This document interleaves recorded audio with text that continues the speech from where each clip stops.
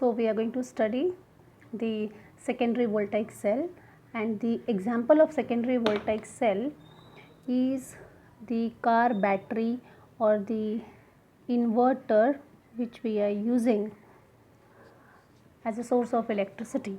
Okay, now we have to remember here three main points. First, we are having 38% H2SO4 as electrolyte. Second, we are having lead which is acting as anode, and we are having lead plate which is coated with PbO2. Okay, which is coated with PbO2. Now we will move on to the reactions of this particular cell. So we are having the reactions working of the cell, that is the reactions during the discharge. See, suppose you have purchased inverter and you have brought it to your house and you have started using it. So when you are using it, it means you are discharging the cell. Okay, so when you are discharging the cell, then what reactions are taking place, that we are going to study in this particular topic. Okay, as I told you, we are having lead plate which is acting as anode. So when you discharge a cell, what happens is Pb undergoes oxidation by losing electrons. So this Pb plus 2 will go in solution.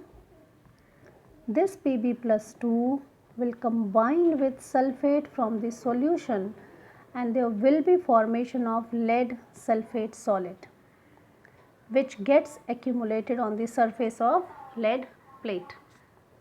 Now we cancel these common terms, and here we get Pb solid plus SO4 aqueous, and we are getting PbSO4 solid plus 2 electrons. So what you have to remember is these are the reactions taking place at anode. Fine. Now we have to study reaction taking place at cathode. Now what is present at cathode? At cathode we know we are having PbO2 which is surrounded by sulfuric acid, that is H plus. It will gain the electrons which are given out by the anode, and will get Pb plus 2 and water. Okay, now we have to balance this reaction. Here we have PbO2, so I will be writing here 2, I will be writing here 4H plus. So 4 positive and 2 negative, you will get 2 positive. So this reaction is balanced. Now students, what happens is, this is the reaction at cathode I have written. Okay, this Pb plus 2, this Pb plus 2 will further, this Pb plus 2 will further combine with sulfate ion, and it will form PbSO4 solid. Okay, so ultimately if you see the reactions taking place at anode as well as cathode, there is deposition of lead sulfate on the surface of electrodes. So it means as we are using the inverters, we are consuming it, there is deposition of lead sulfate at anode as well as at cathode. Okay, so now what we are going to do is, so this is the reaction which is taking place at cathode. We have to combine these two reactions. We will combine Pb plus 2 getting cancelled, and we are having PbO2 plus 4H plus SO4 minus 2 plus 2 electrons, and we are getting PbSO4 plus 2H2O. Okay, now we move on to the reactions which are taking place during the charging of the cell.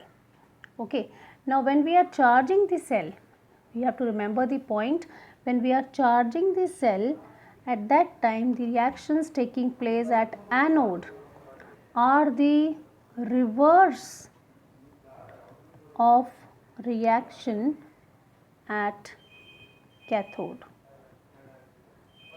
Okay, are the reverse of the reaction at cathode. So if we understand with respect to this context, then the reaction at anode during the charging, okay, during the charging would be given by PbSO4 plus water, and we are getting PbO2 plus 4H plus SO4 minus 2 plus 2E minus. So if you look at this reaction, this is the reverse of the reaction which is taking place at cathode during discharging. Okay, now we look on to the reactions at cathode.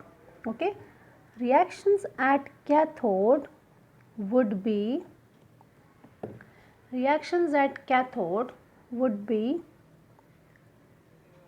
reverse of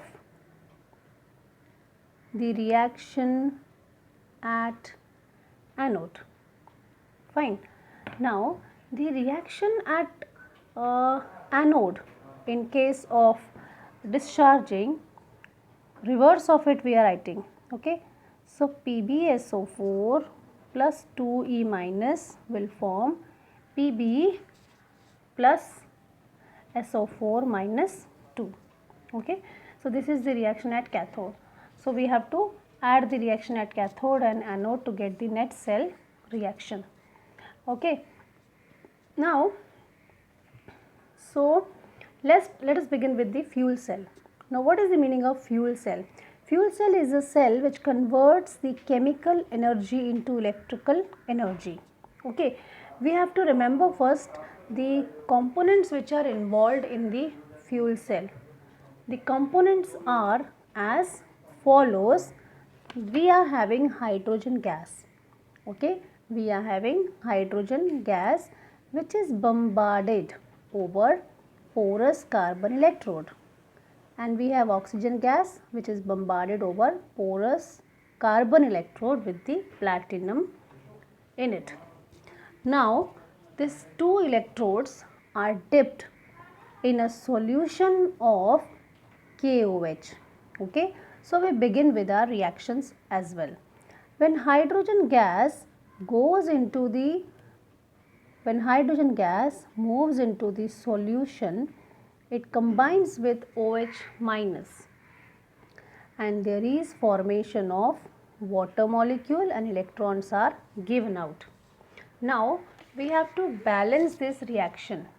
Okay, we have to balance this reaction. H2 which goes into the solution and combines with the OH.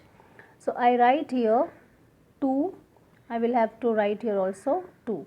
So 2 OH minus means 2 electrons are given out. So this is the basically reaction which is taking place at hydrogen, at the end from where the hydrogen is being introduced. So this is acting as cathode because there is oxidation reaction which is happening. Okay. Now I am sure that you might have understood the reactions at cathode. Now we move on to the reaction at, those were the reactions at anode. Now we move on to the reactions at cathode. Okay. At cathode, oxygen gas comes in contact with the products of anode. It will take away water molecule, it will take away electron, and there will be formation of OH minus ions. So we say that the ions are OH electrolyte is restored. Okay. So here we have this reaction as the cathode reaction. So when you look at the previous reaction and this reaction, when you add these two reactions, you will be getting the net cell reaction as 2H2 gas plus O2 gas forming 2H2O in the liquid state. But we will be getting energy also, and that energy is used as a fuel to push the spacecrafts into the space, to push or to move the automobiles. Okay. Now These are the reactions which I already have discussed. Cell potential of fuel cell is 1.23, and the advantage of this fuel cell is that it is having more efficiency than the conventional methods, and it is pollution free. It is not providing any pollution, causing pollution to the environment, and the water which is being liberated in the fuel cell can be used for drinking also. Now here we come to the drawbacks of fuel cell. The biggest drawback of fuel cell is to maintain the hydrogen gas. Okay, the maintenance of hydrogen gas, maintaining its pressure, it's very difficult, and hydrogen gas is hazardous also. Okay, so and second is it is very cost effective. It is very costly. Okay, so it is used in the vehicles, as I told you, application. Fuel cells are also used in Apollo space program. Yes, it is also used in the spacecrafts, and the water which is being liberated is used for drinking, power generators in hospitals and the hotels. Here we come with electrochemical series. Now what is the meaning of electrochemical series? Electrochemical series is a series in which the various elements are arranged. As you can see in this particular slide, just have a look at last column. Electrochemical series is a series in which various elements, we can see various elements are there. Fluorine is there, gold, cerium, okay, all these elements are arranged in the decreasing order of their standard potential value. What did I say? Elements are arranged in the decreasing order. Can you see 2.87, 1.68? As you go down, the values goes on decreasing. Okay, so the elements are arranged in the decreasing order of SRP, standard reduction potential. Now it means element which is present at the top, is having high SRP value, is having tendency to undergo reduction, and that is the reason it is acting as best oxidizing agent. Okay, so what you have to take away from this explanation, that element which is present at the top of the electrochemical series has very high value of SRP. I am marking it by upward arrow. High SRP value, it undergoes reduction process. Okay, it undergoes reduction process, and it is best oxidizing agent,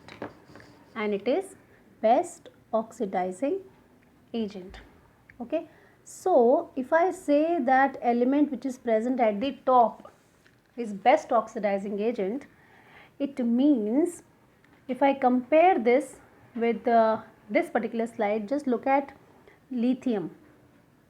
This is the continuation of the same series.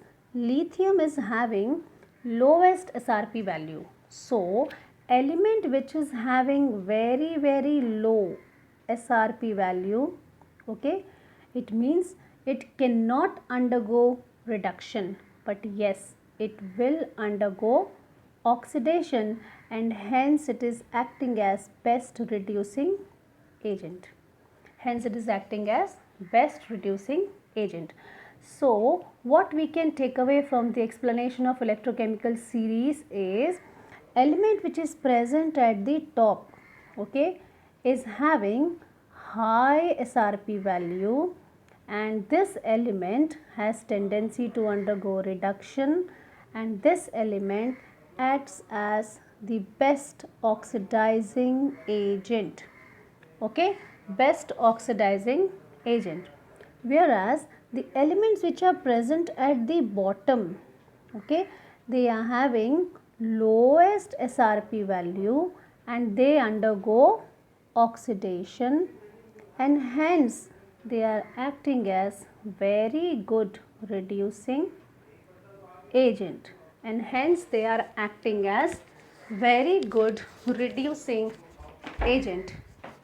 Now we move on to the applications of electrochemical series, which is important from exam point of view. As just now I said that looking at the EMF series, we can make out which is the best oxidizing agent. Just have a look at this particular slide. This slide is talking about same application. Fluorine. Okay, fluorine is having highest E0 value. It means it is very good or very strong oxidizing agent. Whereas if you consider this relative strength of reducing agent, the elements like lithium, which is having very low value of SRP, it will undergo oxidation and hence it is best reducing agent. So children, looking at the value of the SRP, we can predict whether the element is a good reducing agent or oxidizing agent. And yes, here we come across the another application. Looking at the value of E0 cell, we can say that the cell reaction will take place or not. I'll tell you how. See, we know this formula, delta G0 is equal to minus NF E0 cell. Okay, now this particular sentence, what I am going to say now, you will study in thermodynamics. Thermodynamics says that when delta G0 is negative, reaction will take place. Reaction is spontaneous. Okay, so if I want that cell reaction should take place, what should be the value of E0 cell? Should it be positive or negative? It should be positive.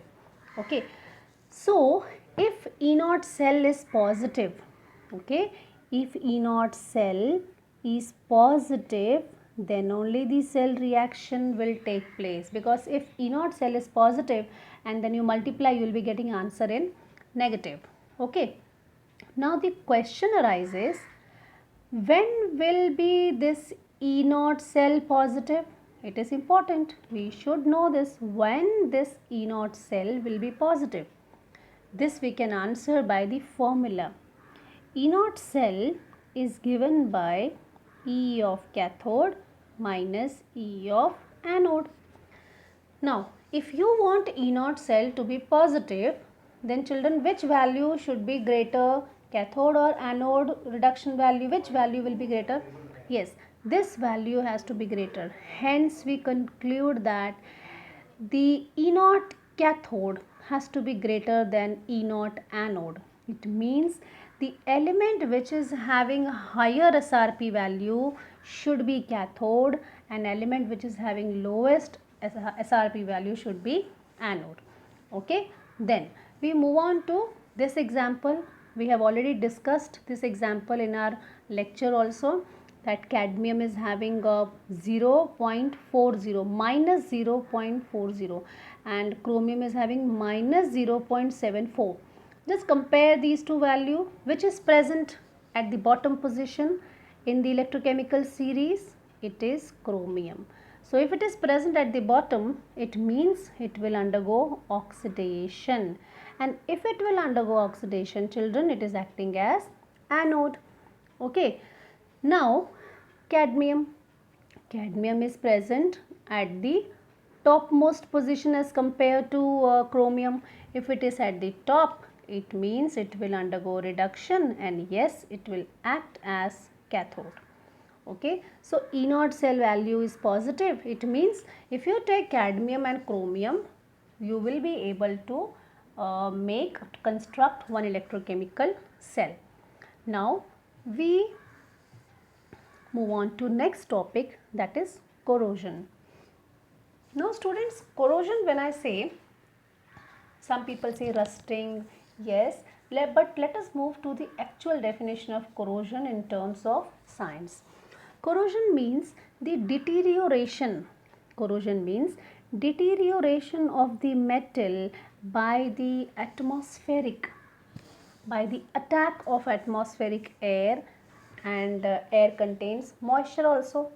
So corrosion is basically the metal gets completely destroyed, or it undergoes rusting in presence of air and water. Now this particular slide you might have seen in your lower classes also. First case, air and water present, rusting will take place. Second case, water is not there, no rusting. Third case, air is not there, no rusting. Fourth case, in addition to air and water, salt is also there. So basically this slide is trying to tell that air and water is necessary for the corrosion. But we have something more to study, and we have chemical reactions. Can you see this? It is the example of corrosion of iron pipe, although it has been galvanized. So students, we are going to study the reactions which are involved in the corrosion. Okay, in order to study the reactions involved in the corrosion, I begin with one simple explanation. Here we are having the metal block. Let us say metal is Fe. Okay, and here we are having one drop of water. Okay, it is one drop of water. Now when I say water, it means inside this drop we are having oxygen also, we are having hydrogen also, and like that. Fine, I begin with my explanation now. So we are having as soon as the water droplet sits on the surface of iron block, what happens is Fe solid, okay, leaves electron and it becomes ferrous. Okay, now Fe solid leaves electron and becomes Fe plus 2. Now these electrons are accepted by oxygen. Oxygen is there, isn't it? We are having oxygen, and in presence of H plus, these electrons are accepted and we get water in the form of liquid. Now we have to balance this reaction. We have 2 oxygen. Here O2 it is written. I'll write here 2. So 2 2s are 4. It comes 4 over here. Now we have to balance the reaction, 4 electrons. So that is the reason I'll have to write here 2, 2 and here 4 will come. Okay students. Now when you add these two reactions, okay, electrons will get cancelled and you will be getting 2 Fe solid plus oxygen plus 4H plus, okay, it is forming 2 Fe plus 2 plus 2H2O. Fine. Now this reaction will not stop here. What happens is this Fe2 plus, okay, Fe2 plus further gets involved, okay, in the conversion of Fe3 plus, leaving the electrons. Now Fe3 plus is ferric, okay, what it is? Ferric. Now this Fe3 plus combines with the water, okay, and you get Fe2O3.H2O. Fine, you get finally Fe2O3, but just see whether the reaction is balanced. No, reaction is not yet balanced. What we have to balance? We have to balance hydrogen, yet oxygen also. Now we are having 2 Fe, so I'll write here 2. So 2 Fe3 plus 2 3s are 6. It means towards the reactant side we have 6 positive charges. Okay, that is the reason. So I write this reaction again. We'll be getting 2 Fe3 plus H2O, and then we'll be getting Fe2O3 dot H2O. This is rust. This is called as rust plus. Now 2 3s are 6. We have to write 6 positive charges. So that's the reason I'll write here 6H plus. Okay. So 6 and 2 8. So I will write here 4. Right. Now this is called as rust. Okay. Hydrated ferric oxide. Students, we can prevent the metals from rusting using various methods like coating of metal by the paint. Okay, when we coat the metal with the paint, as long as paint is present over the surface of metal, rusting will not take place. This is the first method. Second, we are having protection of metal by using galvanization. Very important it is. Okay, what is galvanization? Coating of the metal by zinc. Now why zinc is used? Because zinc is having lowest SRP value, and zinc is having lowest SRP value means zinc will undergo oxidation faster. So as long as zinc is present on the surface of Fe, zinc will keep on undergoing oxidation. Zinc will keep on losing electron and Fe will keep on gaining electron, and till the time zinc is there, the protection will happen. Now same principle is applied for the underground iron pipes. Okay, underground iron pipes, they can undergo rusting very fast. To prevent their rusting, this method is used. Which method? That the metal which undergoes rusting is made cathode and it is attached to another element who is having lowest SRP value. Magnesium is present below iron in the electrochemical series. So it is having low SRP value and Fe is having high SRP value. It means magnesium will keep undergoing oxidation and electrons will be accepted by Fe, thereby protecting the Fe from getting rusting. Yes, we have one more method to prevent the rusting of iron, that is passivation. Passivation means making the metal surface inactive, and this is done by reaction with HNO3 on the surface. There is formation of one inactive oxide film. Okay, oxide film is formed on the surface and thereby the metal will not undergo corrosion further. We also have example of alloy formation. Okay, stainless steel, for example, it is an alloy which is made up of iron, chromium, nickel, carbon, manganese. Okay, these are the examples of alloys wherein we are protecting the metal from getting rusted. I hope you all have understood today's explanation. In our next lecture, we are going to solve the numericals based on our concept.